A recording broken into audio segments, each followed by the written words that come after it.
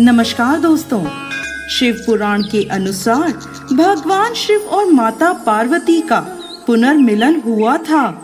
दोस्तों, एक बार भोलेनाथ ने माता पार्वती को उनके पुनर्जन्म के बाद याद दिलाने के लिए तीज की कथा सुनाई थी।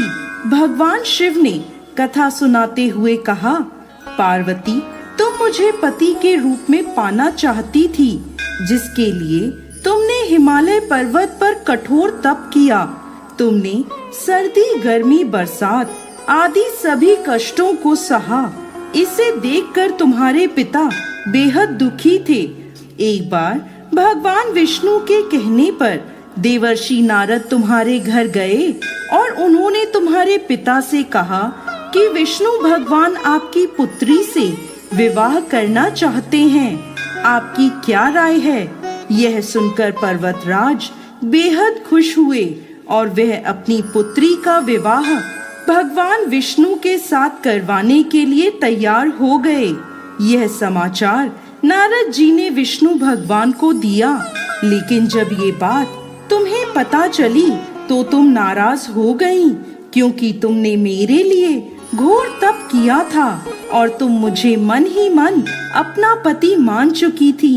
यह बात तुमने अपनी सहेली को बताई, तब उसने तुम्हारी मदद करने के लिए तुम्हें एक घने वन में छुपा दिया। वह वन ऐसा था जहां तुम्हारे पिता कभी नहीं पहुंच सकते थे। इस वन में तुम लगातार तप करती रहीं। पर्वतराज तुम्हारे ना मिलने से परेशान थे।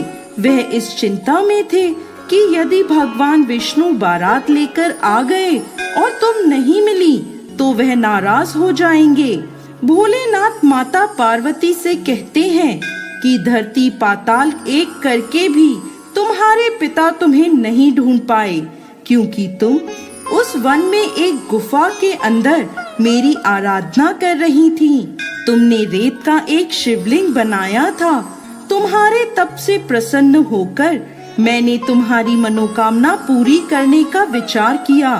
इस बीच तुम्हारे पिता तुम्हें खोजते हुए गुफा में पहुंच गए। तुम्हें वहां देखकर पर्वतराज बेहद खुश हुए।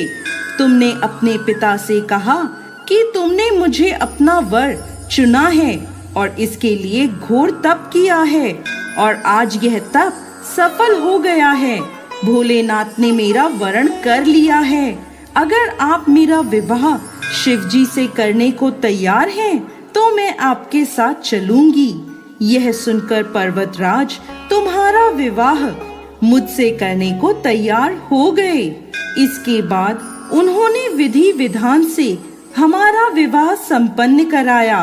हे पार्वती, जिस तरह तुमने यह मेरा कठोर व्रत किया और हमारा विवाह संपन्न हुआ, उसी तरह यदि कोई स्त्री इस हरियाली तीज का व्रत पूरी श्रद्धा और निष्ठा से करेगी, तो मैं उसे मनवांछित वर प्रदान करूंगा और अखंड सौभाग्य का वरदान दूंगा। हे भोलेनाथ, इस कहानी को कहते, सुनते और हुंकार भरते सब पर कृपा करिएगा। इस दिन महिलाएं अपने पति की लंबी उम्र और अखंड सौभाग्य के लिए माँ पार्वती और भोलेनाथ की पूजा करती हैं। जय भोलेनाथ, जय माता पार्वती।